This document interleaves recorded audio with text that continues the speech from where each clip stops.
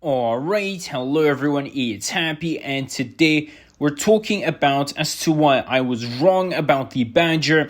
Now, after playing this tank again, I feel like this tank is way better than I thought it was. If we compare this tank to the 263 directly, we can see that the 263 has definitely better mobility and much better DPM. So on first glance, it seems like the Badger is pretty much trash because it has 34 kilometers forward and a little bit less DPM than the 263. The 263 has almost 4,000 DPM, while the Badger has 3,855. Now, again, it might seem like the Badger is worse on paper, but in reality, the weapon handling is going to be better on the Badger, even though both of these, both tanks have the same alpha, right, 460.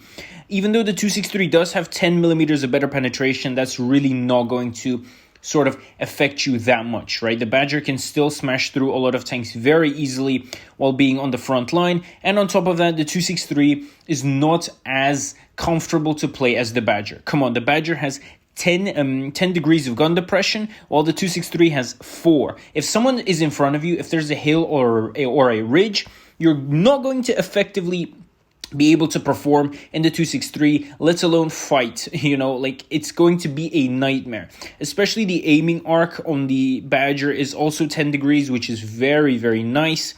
And overall, the tank is just solid when it comes to the armor. The 263 has a little bit of a bigger lower plate, I guess.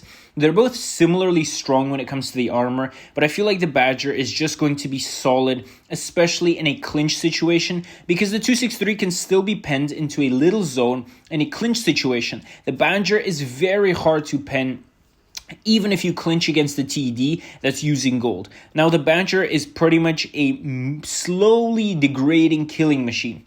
It moves towards you not at a very slow speed, like 34 is not that bad, but still I wouldn't call it fast. So it's coming slowly at you and it's just grinding you down because you can't pen the tank properly, especially in a clinch situation. If it's really close to you, man, the Badger is one scary tank. And I wouldn't say I'm doing like crazy numbers on this tank. I'm just running around, playing for fun, pew-pewing it. And I mean, the Badger is just very fun to play, and I really haven't felt the lack of mobility. That's probably because I sort of stick more to my team, but I also really like to fight heavies in this thing, because once you get to the front line, oh boy, is this tank going to be very, very good.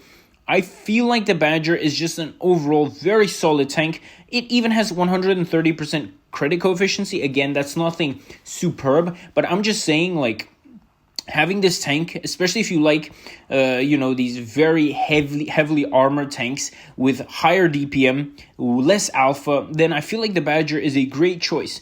Previously, as I said, I really thought that the Badger is going to be a much weaker tank, and overall it wouldn't really offer much in terms of gameplay, but I was quite wrong because I tried this tank again, and to be fair, I really, really enjoyed it, and I think it's a very fun machine to play.